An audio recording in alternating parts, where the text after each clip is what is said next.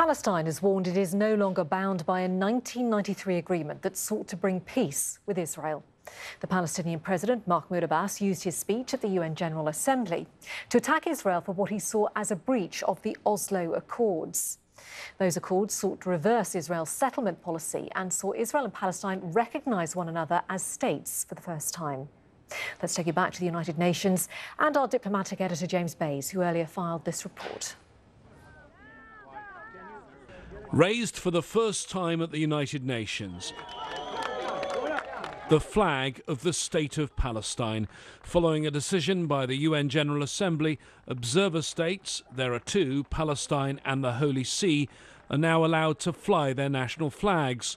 The ceremony was attended by Palestinian President Mahmoud Abbas and the UN Secretary General. I sincerely hope that a successful peace process will soon yield a day when we unfurl the Palestinian flag in its proper place among the family of nations as a sovereign member state of the United Nations.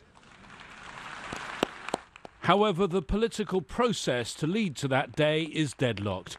In his speech to the General Assembly, President Abbas put all the blame on the Israelis.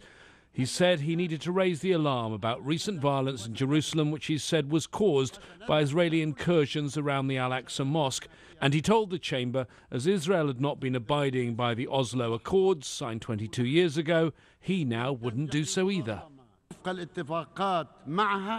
They leave us no choice but to insist that we will not remain the only ones committed to the implementation of these agreements, while Israel continuously violates them. We therefore declare that we cannot continue to be bound by these agreements, and that Israel must assume all of its responsibilities as an occupying power. So is this the bombshell that President Abbas said he'd drop, or just an empty promise? There are now more questions than answers. How will it change the way his Palestinian Authority work on the ground in the West Bank? And what will be the reaction from Palestinians there and in Gaza? Al Jazeera spoke to an official from Hamas. I think it is just words. It is just a speech. What we need, because all the time you are talking about end of the occupation, Palestinian state, two-state solution, but all things now, the president now reached a conclusion that all these things were being lies, illusion. The Israeli-Palestinian conflict will remain in the UN spotlight. The Israeli Prime Minister Benjamin Netanyahu speaks to the General Assembly on Thursday. James Bays, Al Jazeera, at the United Nations. And Al Jazeera's Imtiaz Taib is in Ramallah. He sent this update. Ahead of his speech to the United Nations General Assembly, Palestinian President Mahmoud Abbas said he was going to drop what he described as a bombshell in that speech.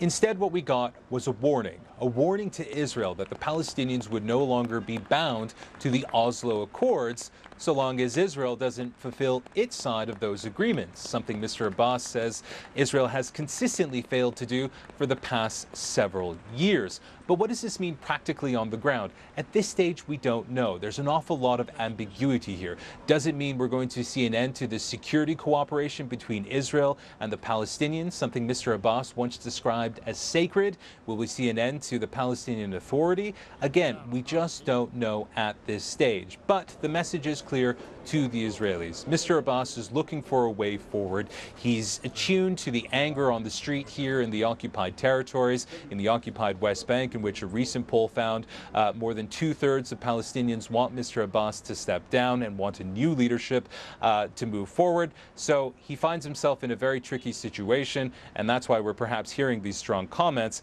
But what it will mean practically, again, we just don't know at this stage. I'm the leading state sponsor of terrorism.